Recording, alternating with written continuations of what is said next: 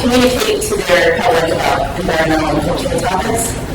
So, for example, if a county is restoring a landscape or implementing a new green stormwater infrastructure and they want to communicate the value of that project to their community, I come in and I work with those clients to create an interpretive plan and then create things like waysides, websites, sometimes even public works of art, so that the community is informed and they're on board with those kinds of projects.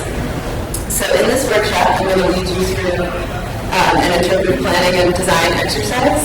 And by the end of the hour, you'll have made a basic interpretive plan and a very rough sketch for a trail sign or any other medium that you are interested in creating.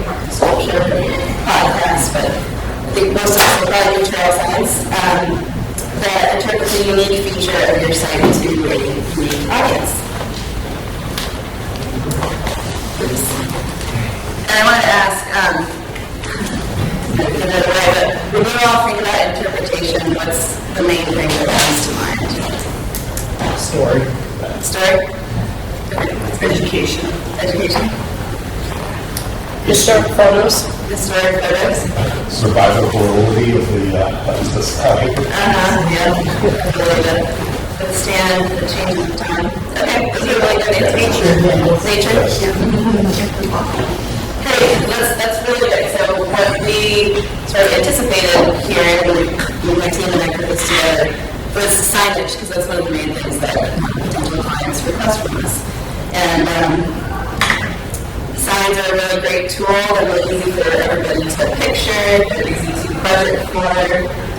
This before and after photo shows how we came into Clear Creek Trail in Kitsap County and turned this kind of hodgepodge of information and signage, otherwise known as sign pollution, into a more cohesive, streamlined kiosk with a unique living roof and a nice map and some wayfinding and community pinup board so that visitors feel really welcome to the site. There's a consistent color scheme and fonts that as people navigate the site, they know that they're in a special place.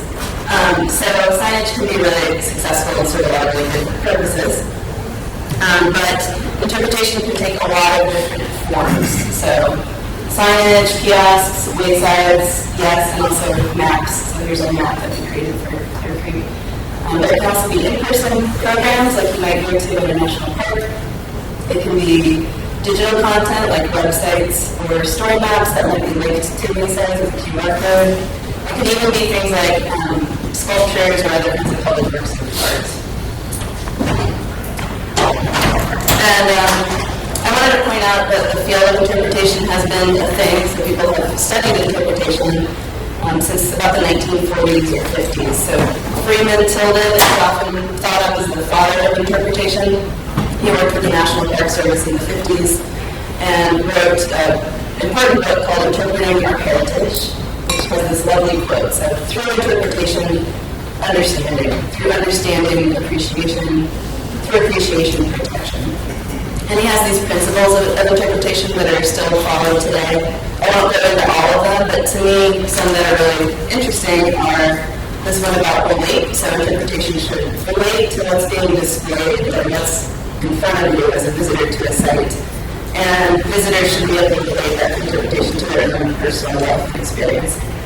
And then provoke. Interpretation should inspire profound thought or action. I've had a teacher tell me that this idea of taking action, getting visitors to take action in your site and help you achieve something that you're trying to do by picking up dog poop, staying on trail, helping restore the landscape. This is the most important thing you can get people to do with your interpretations, take action. So that's a little bit about what interpretation is. It's basically public communication, and it can take a lot of different forms. So let's talk about why we interpret. So show of hands, who has participated in an interpretive project before? Okay, good, a lot of you. And what was the impetus for starting that project? Does anyone want to share? Yeah. In my case, it was when I was switching careers, and it was an intern project, and we had a glacial erratic at one of our parks, and so it was just what is this thing? Why is it here? Here's a little bit of education about it and about the cycle and how it got there. Yeah, that's kind of abstract for people to understand. Anyone else want to share? Yeah. Funding requirement. Funding requirement, yeah, that's a common one. Yes, so sometimes clients have seen past examples of interpretive designs that they think are successful and want to put on their site. Sometimes it's a requirement of the funding, like 1% for the arts is an example of that. Sometimes a wealthy individual with a specific motive or goal funds interpretation. So these are all legitimate ways that interpretation can come about. But what purpose does interpretation serve? What does it actually do? So I'm going to provoke you to think about this question by looking at 2 slides. So here's the first slide.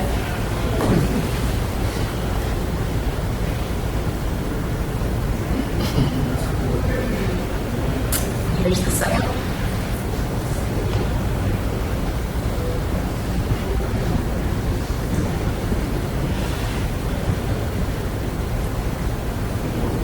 Who would like to say what these 2 slides are about? What's the topic here? Yes. But they are different. So what are a couple of differences that you notice between these slides? First one is just conveying a lot of factual information. Mm-hmm. And it's gross. It's gross. A distracting font. Distracting font, yeah. So all caps is actually a lot harder for people to read. Yeah. And then the second one. Well, this is the why, which is great. Tell us the story. Yeah. You can relate to it better. Helps people relate these kind of abstract, mysterious organisms to a bigger picture or concept. And it also, the zoom in provokes more thought. It makes you want to ask why or more questions and gets you to think about it more. Mm-hmm. Yeah, so making a subject seem appealing or important or beautiful, clarifying how something looks or behaves that might otherwise be hard for people to understand or see, helping people connect one very specific subject to a much bigger picture, breaking down complex language into something that's accessible to people. These are all things that interpretation can do, which I'm sure a lot of you know because so many of you have worked on interpretive projects.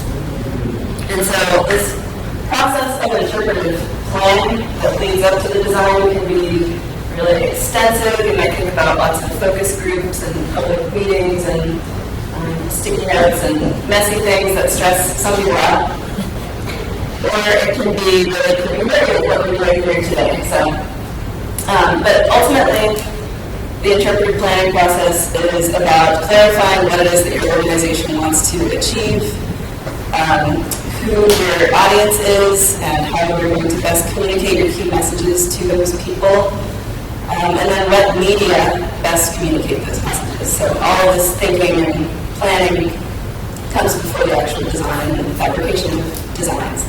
And ultimately this process and this end result, this interpretive plan, should help you, again, achieve goals that your organization is trying to achieve.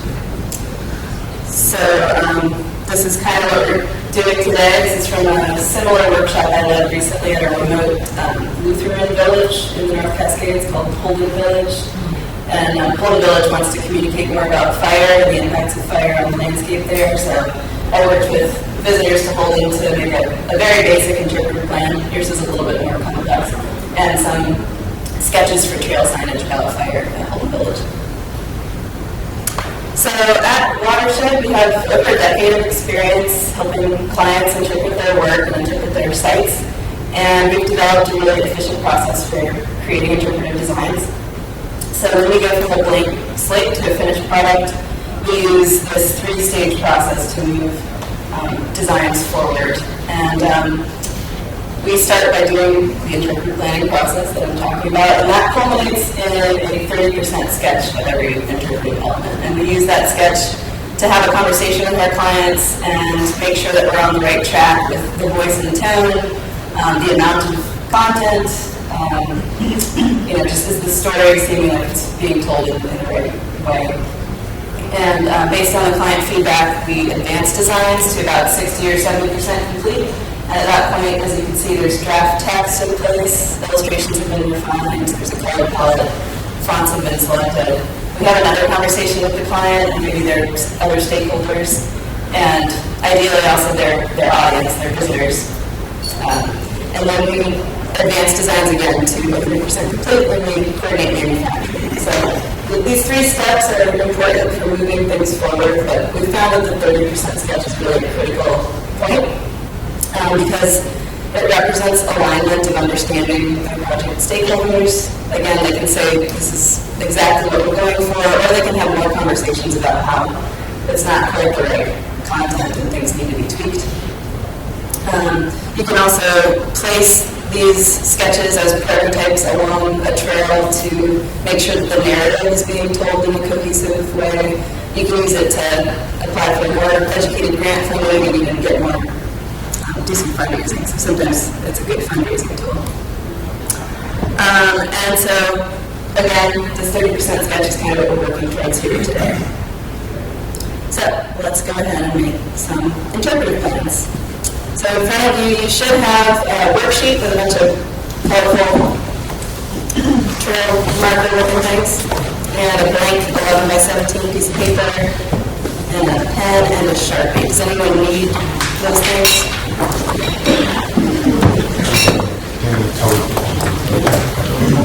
Steve's, right? Yeah. Who needs one?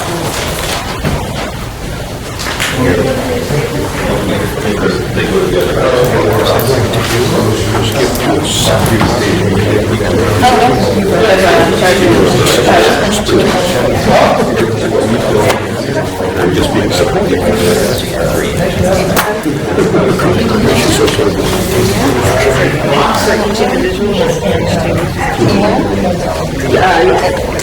Although you can with this too.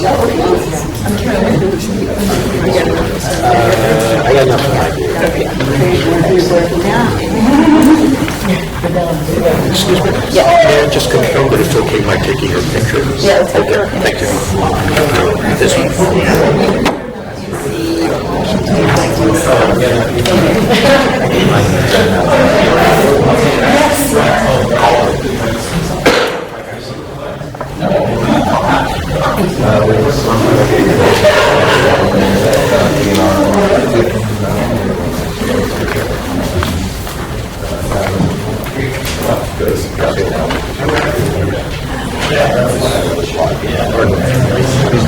Alright, so before we get started on our interpretive plans, I meant to ask if anybody has any questions so far about anything I've talked about.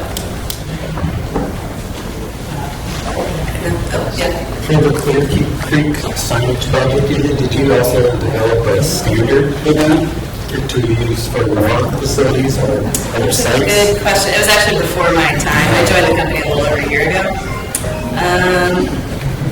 I would imagine that we probably did for that project. Yeah, sometimes we create templates that other people flesh out similar designs later on. Yeah. All right. So every interpretive plan is founded on a mission statement. So if you know your organization's mission statement, go ahead and write it down with a Sharpie in the yellow circle or near the yellow circle. And if you don't know it, that's okay. I think a lot of people don't know. Or if you don't have one, because it's not relevant to your site. Does anyone have a site that doesn't have a mission statement?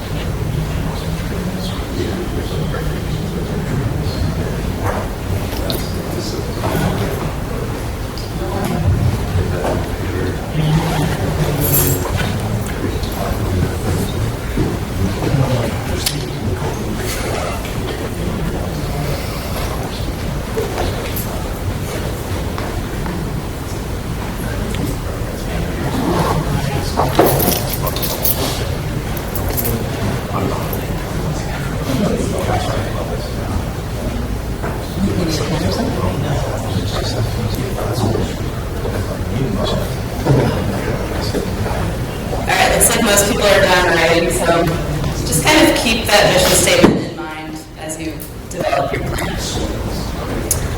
So next we have site management goals. So what big picture goals does your organization hope to achieve in the next few years? So again, that could be restoring a landscape, like a wetland, bringing in a new audience for the first time, increasing volunteership by a certain percentage, maybe forming strategic partnerships with other organizations. So ideally, interpretation should help reach those goals. So jot down in the red section a few management goals that you either know are true or kind of assume to be true.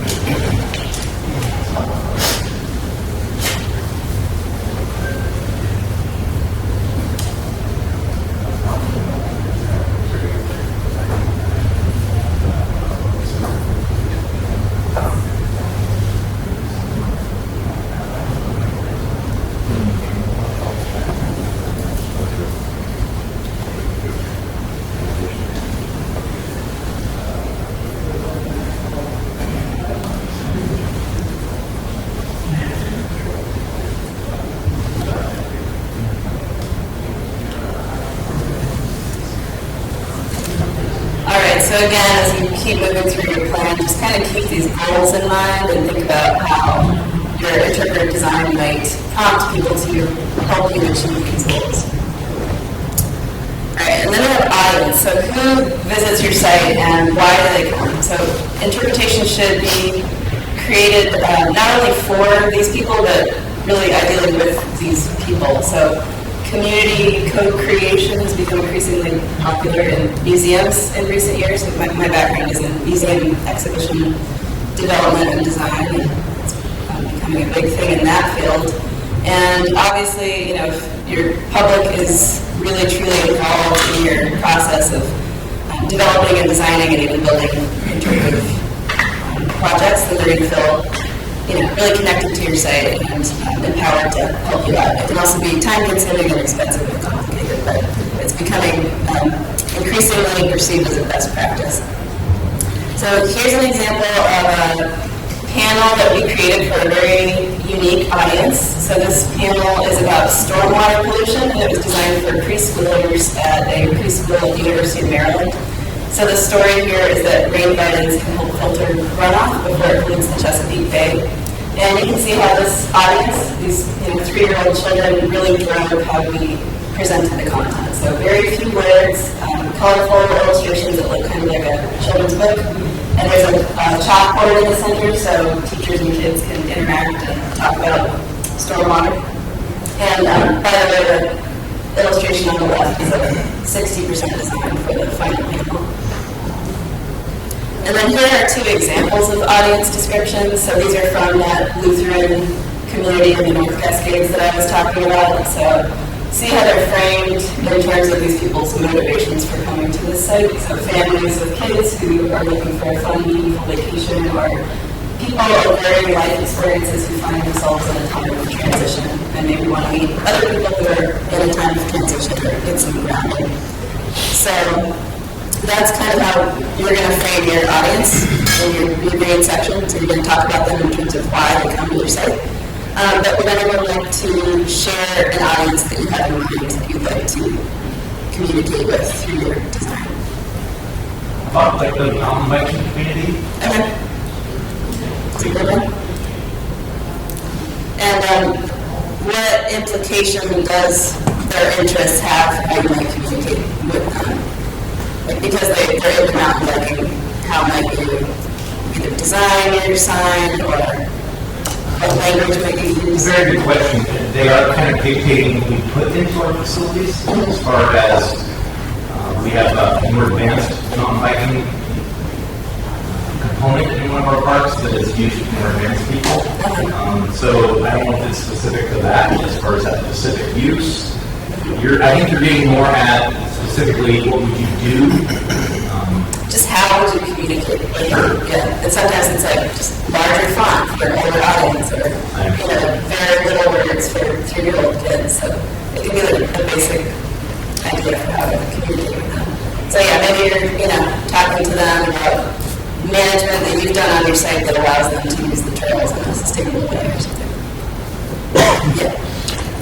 In our case, we're part of a small community trail system, and not only do they have a lot of history that's a part of this park that we're working within, there's also a lot of repeat users that is right in their neighborhoods, so they're daily walkers and things. In a situation like that where it's probably about 50-50, have you found anything that's more compelling in a situation like that? The community is like very much lives within the site, really, and uses it all the time. Yeah, I'm actually working on a project like that right now in my town in Wausau, Washington, which is a small town with an urban forest surrounding it. And the community has been very vocal about the fact that they do not want sign pollution and they want to feel like they're in the wilderness when they're in their forest. So the implication of that is we're not using very many signs at all. We're using a story map and like some subtle QR codes in certain locations throughout the forest. So yeah, I just think, as always, communicating with those people and just simply asking them what they want to see and Thank you. what they don't want to see is super important. Okay, so take a moment to describe an audience that you want to reach with your design and describe them in terms of their motivations for coming to your site, and then think about a couple of implications for how you might communicate with that group.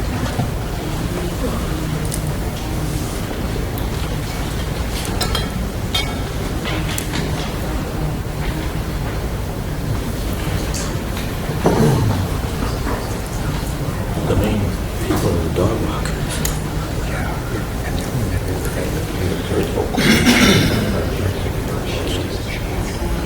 Yeah.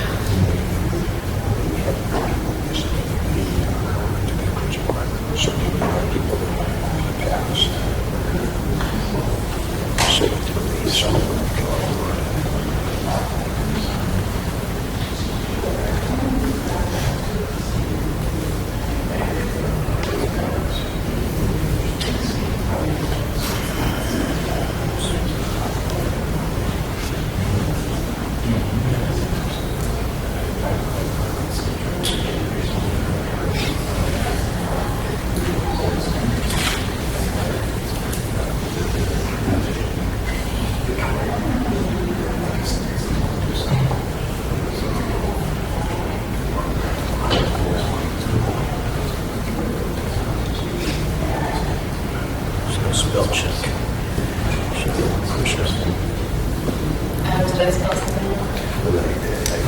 Did I spell something wrong? No, I did, but I can't push on it and have it out of it. I know, I wanted to have pencils.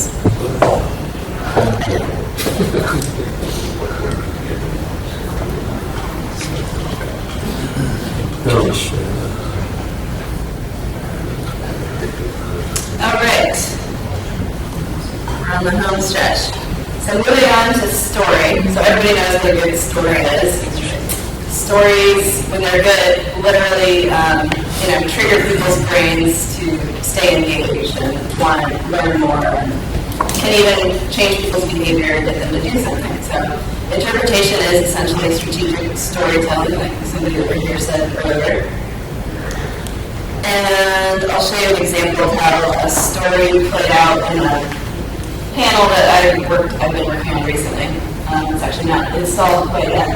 So the story here is that bats have blocked. Okay, so first of all, story usually involves a character, and the character has some kind of challenge that they're trying to overcome, and that's kind of what hooks you in. You want to see if this person's going to overcome this obstacle that's in their way. And then ideally there's a happy ending, or there's some kind of resolution, and there's a lesson to be learned. So in this case, the character are these bats. Bats have lost a lot of their habitat to logging and development in Central California in recent centuries.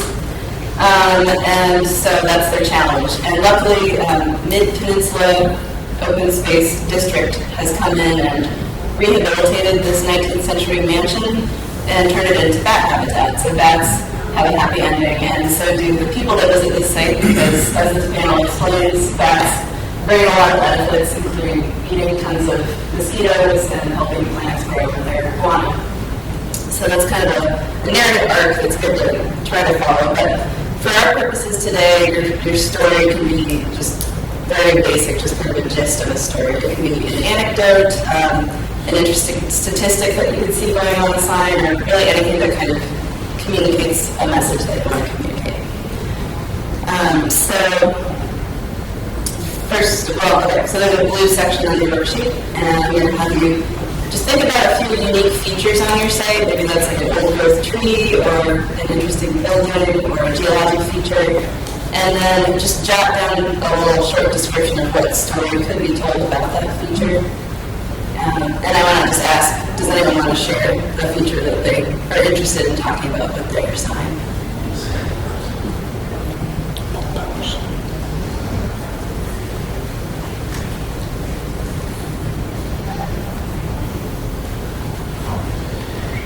We have an old farm that was a working mental institution back during the century.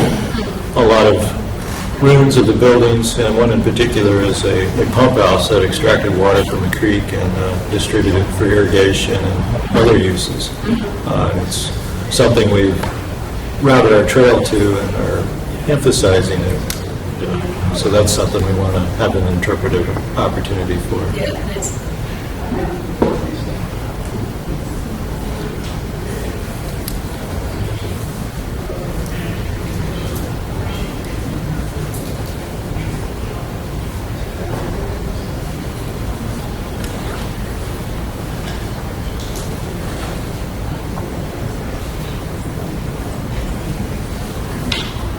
What's another feature of your site that you're interested in interpreting? Anybody? Ours is kind of a deep waterfront. We've had issues with mounting and baby seal on the beach to go do everything, and dogs chew on the baby or poke the sticks or whatever. It's a recent issue.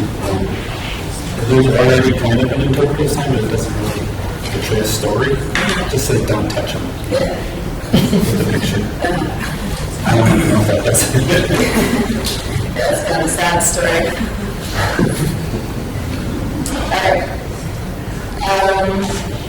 Okay, so theme. So a theme is a one-sentence takeaway that has a so what factor. So a lot of times people say that a topic is their theme. Like they might say like geology is a theme that we're talking about. But that doesn't do a lot in terms of keeping your whole team on track about what exactly it is about geology that you think is important. So making your theme read a full sentence is important. A theme can also guide decisions about media. So you can think about covers that can best convey your theme. So like that trail about fire, the impact of fire in the ecosystem.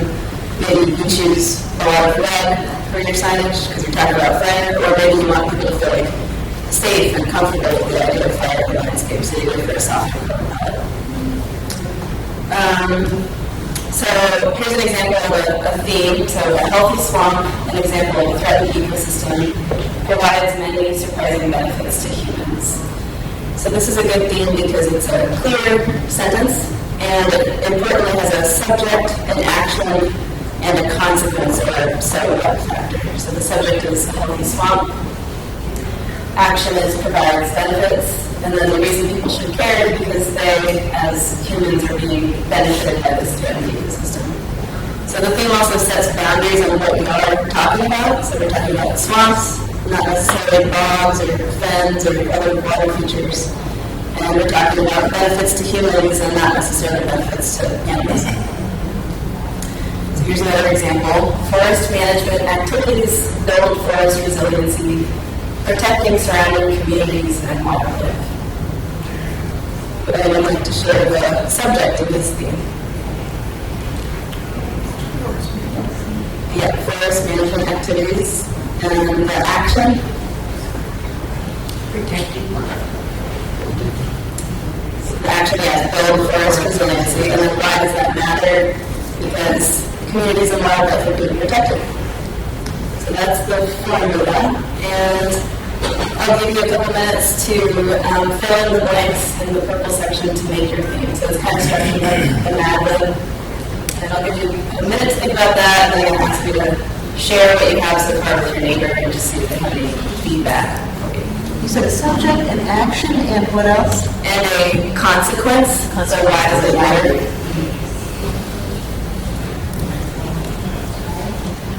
Oh, I see it now. Yeah.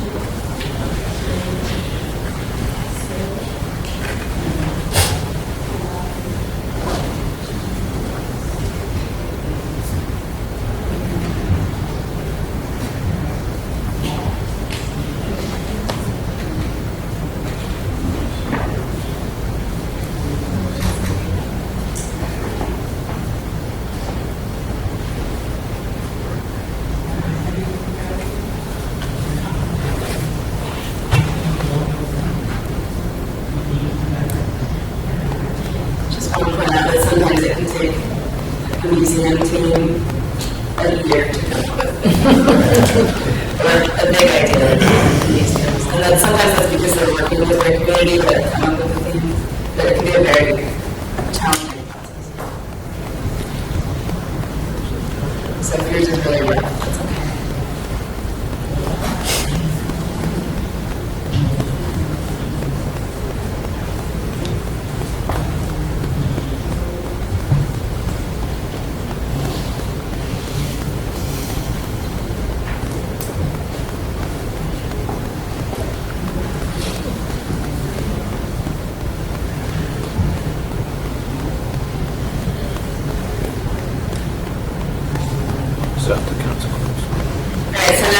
Turn to your neighbor and just kind of talk through what you're thinking for your theme, and just see if your neighbor has any ideas or suggestions for how to refine it a little bit.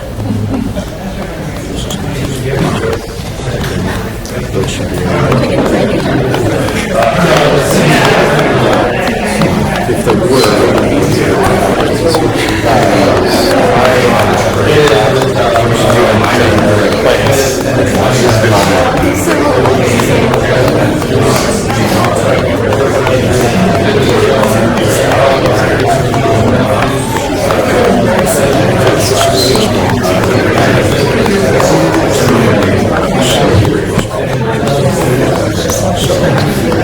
It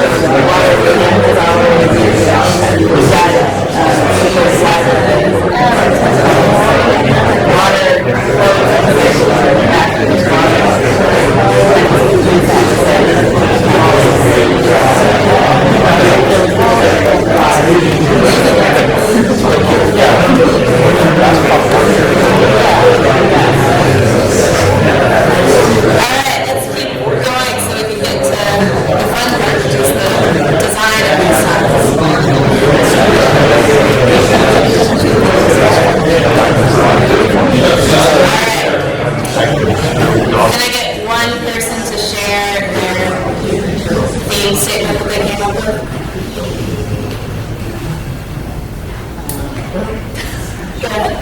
At first I'd express, but I think it's, I don't know, I'm not sure. Okay, I'm still working on it, I guess. Yeah, so what I'll ask instead, what was one of the challenges that you found when doing this exercise? What would they Making it concise. concise? Yeah. Starting with something that you really want to show, but then having to go back and think of the larger theme and the actions that you want people to take about it, concerning it. Yeah, and it can be hard to even know what other people think are meaningful about this object or feature.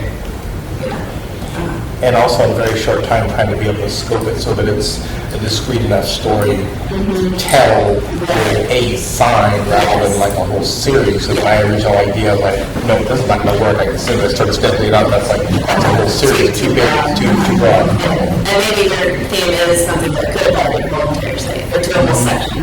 Yeah. Okay. Thanks for doing that. I know that's a really challenging one. But I think it's kind of fun.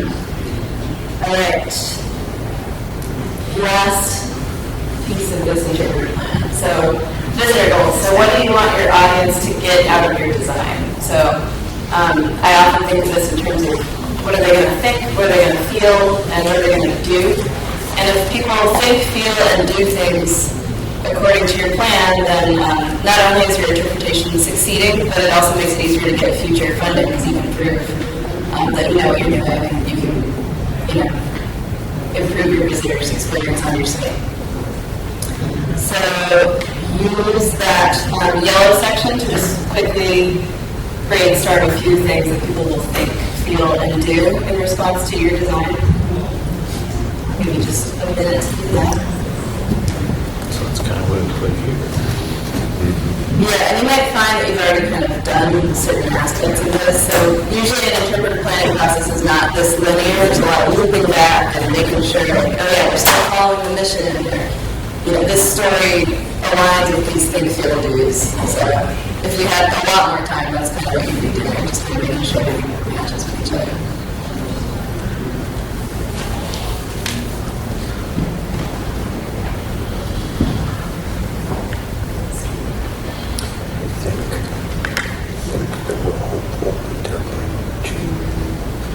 Experience the history of the resource. I think that's the most correct. There you go.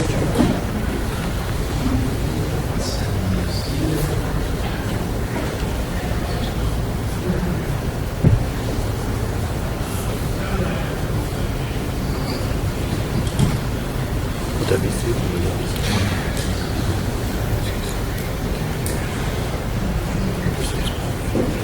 Yeah, I'm not sure either.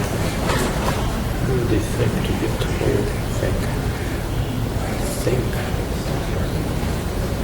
have two users who have daily users and they're already engaged in the resource, so I think you almost have to cater to people that do the separate resource, would you? I think they want to think of them here for the this resource what's in it's on.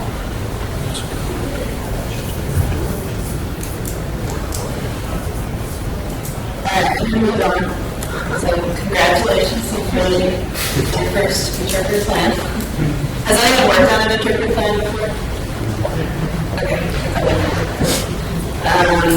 So this is a pretty basic one, but it contains a lot of important information, and it will help you create your design. So using the little cloud shape in the bottom right of your paper, or using one side of your 11 by 17, start to create some little sketches of what your trail sign is going to look like. So I'll show you a couple of examples. So this is a 30% sketch. It can be very rough. Here you see my 30% sketch for that back panel, and as you can see, there's just simple lines of text instead of writing things out. There's circles where illustrations or photos are going to go, and there's little annotations just explaining to my team and to the client, this will be a QR code, this will be about past benefits. etc. And you can see that it stayed pretty consistent through to final design. Sometimes it morphs a lot more than that, but this one stayed pretty consistent. Or it can be even looser than that. So again, boxes for photos, squiggly lines for text. And you want to aim to about a 4:1 ratio of graphics to text. So that's about 80% of your sign for visuals. And just keep in mind that people have very short attention spans. You can't put more than about 75 or 100, 150 words on your sign. So minimal content, minimal text, and mostly visual will attract people to your sign in the first place and then keep them engaged. So sketch out a few designs, and then I want to encourage you to move to your big 11 by 17 paper and use your Sharpie, and also have a bunch of color markers up here, and go ahead and sketch out your sign or any other medium, sculpture. Can you go back one slide? Yes. Thank you.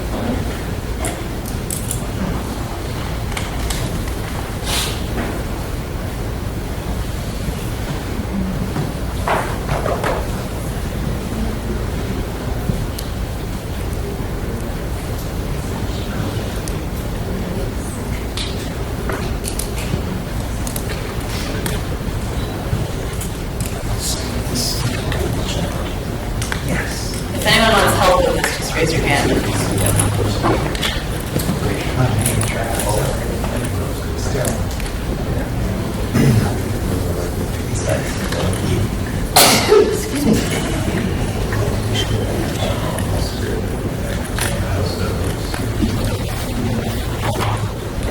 I'm gonna walk around with these markers too, see if anybody wants them. You guys want some markers?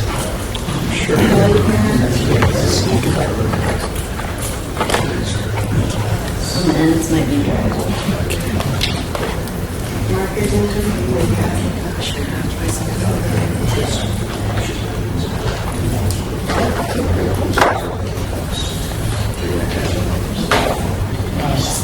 Thank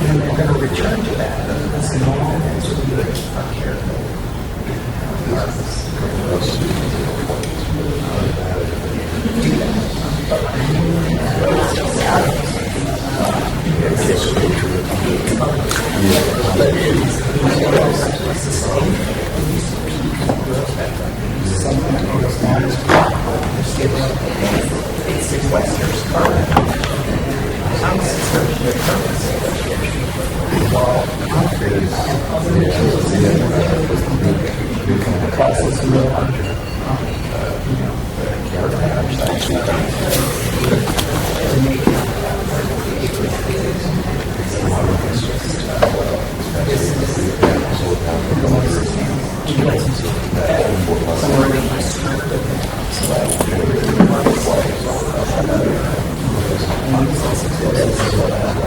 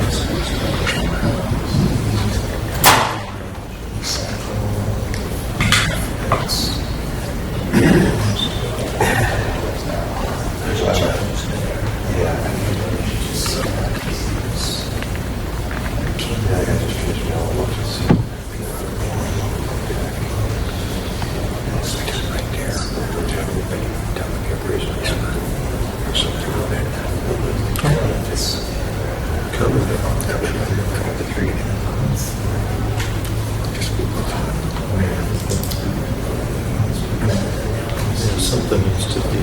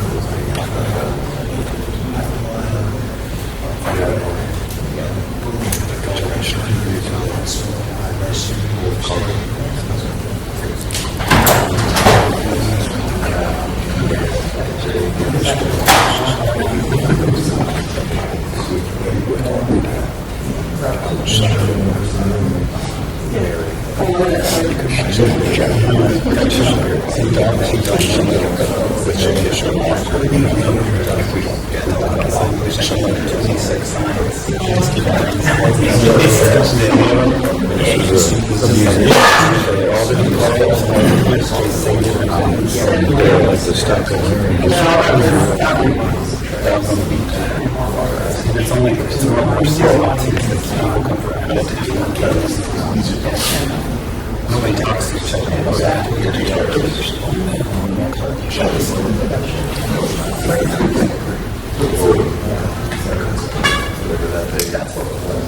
Nice. Yeah, that, the old fire.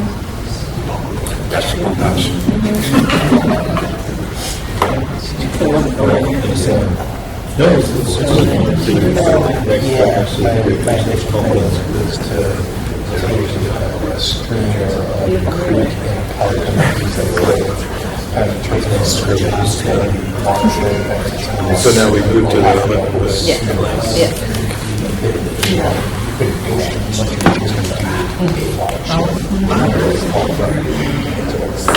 A lot of thoughts. It's simpler. The theme would and from native business I've delivered forestry for years.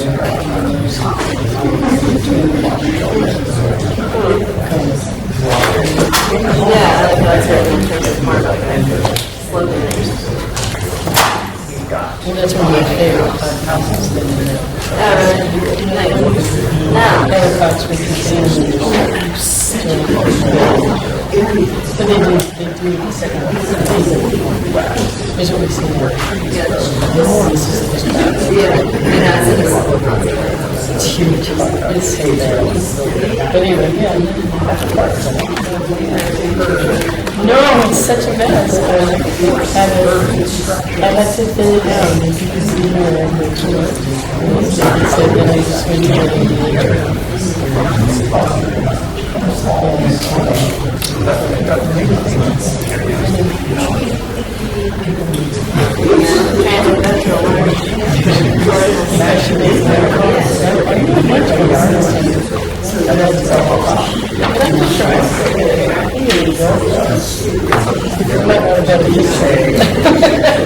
I'll keep you in mind.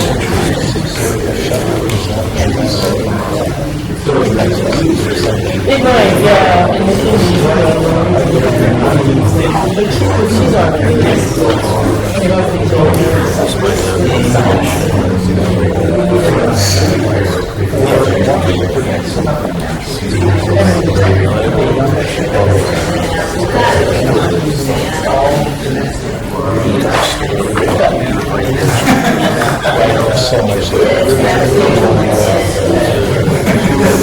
This one's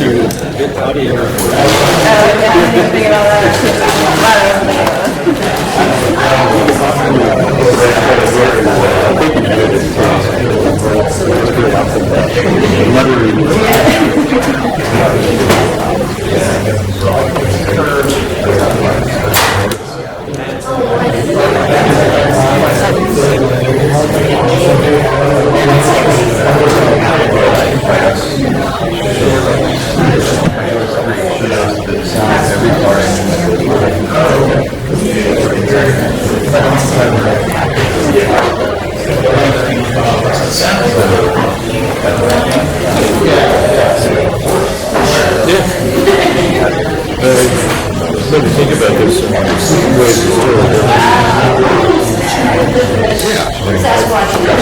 I never connected to the Turkish side to some of the action fighters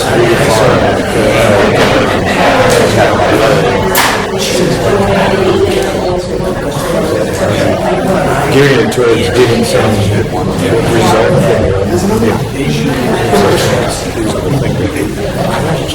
Something that costs us.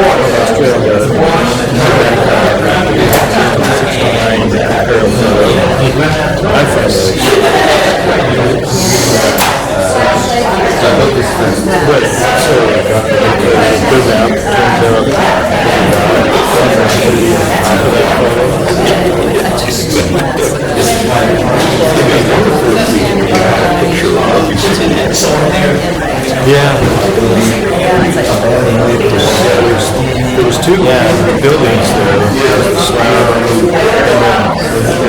but there's a little I guess the other side is next to that.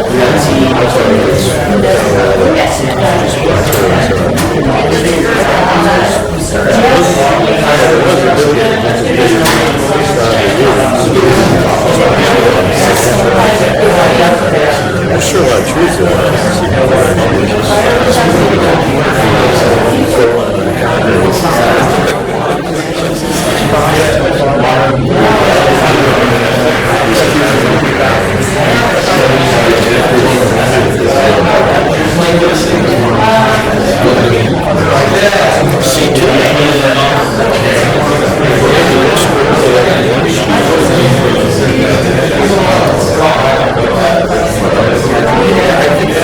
see if there's something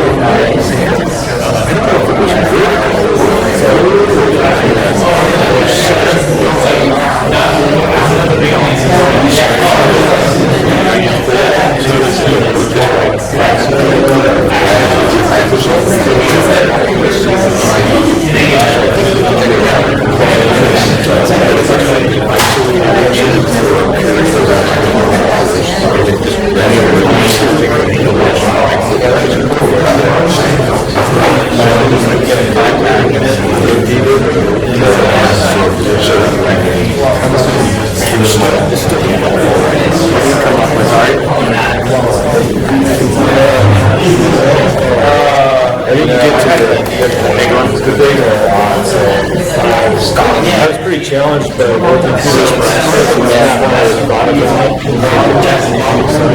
actually trying to motivate some response to the viewer. But the design is just kind of a hodgepodge of picture of what's there, hopefully find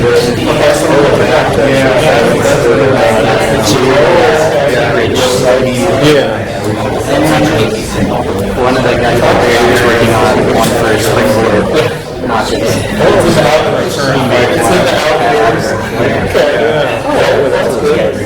We kept going around and around trying to find the right picture, and different people writing text. Yeah, 45. Using paragraphs to meet baskets and such. And so there's the networks that they use for paragraphs of production. And we have paragraphs that they design. So anytime there's an elevation,